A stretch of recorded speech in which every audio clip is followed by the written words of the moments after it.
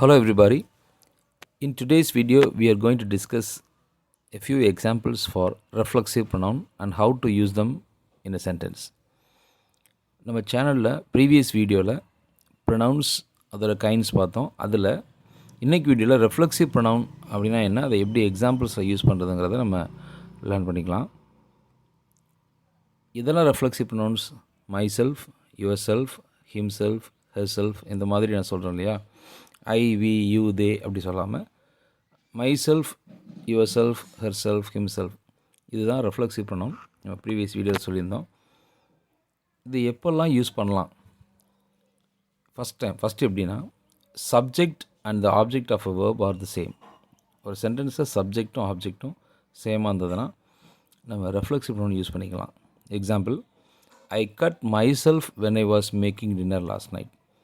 நேற்று நான் டின்னருக்கு ப்ரிப்பேர் பண்ணிகிட்டு இருக்கும்போது என்னுடைய கையை கட் பண்ணிக்கிட்டேன். இல்லை ஐ கட் மை செல்ஃப், நான் தான் ஆனால் என்னையே கட் பண்ணிட்டேன். சப்ஜெக்ட் இங்கே ஐங்கிறது சப்ஜெக்ட், ஆப்ஜெக்ட் என்னது cut, which is cut myself, என்னோடய கையை நான் கட் பண்ணிக்கிட்டேன் அப்படிங்கிற மீனிங்கில் சொல்கிறதுனால I cut myself when I was making dinner last night.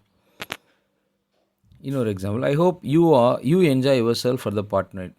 இன்றைக்கி வரக்கூடிய பார்ட்டியில் நீ நல்லா என்ஜாய் பண்ணுன்னு நினைக்கிறேன். So I hope you enjoy yourself. Okay. Third example, my phone isn't working properly, it turns it self off. அதுவாகவே off ஆகிக்குது, அதாவது ஆஃப் ஆகுது பட் அதுவே ஆஃப் ஆகுது. அந்த மாதிரி சொல்லும்போது we are using this reflexive pronoun.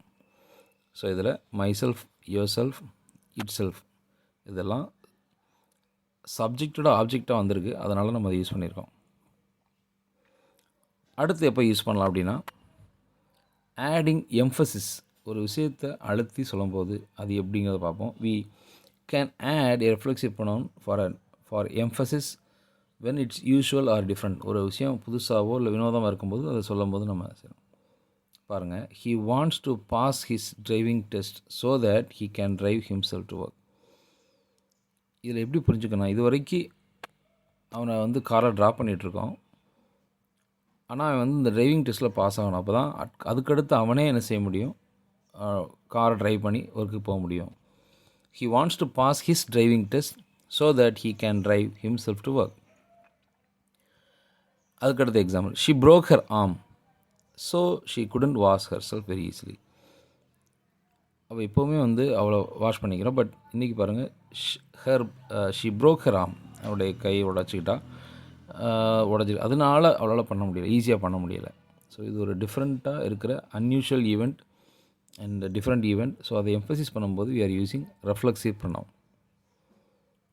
Coming to the next usage, we can also use reflexive pronouns to emphasize that someone does it personally, not individuals. எந்த நபர் அவங்களாகவே அந்த ஒர்க்கை செய்கிறாங்க அப்படின்னு மீன் பண்ணும்போது நம்ம இந்த reflexive pronoun யூஸ் பண்ணலாம். The door was definitely locked. I locked it myself. நானே போட்டினேன், கண்டிப்பாக பூட்டியாக இருந்தது. So I locked it myself. Second, are you redecorating your flat your self.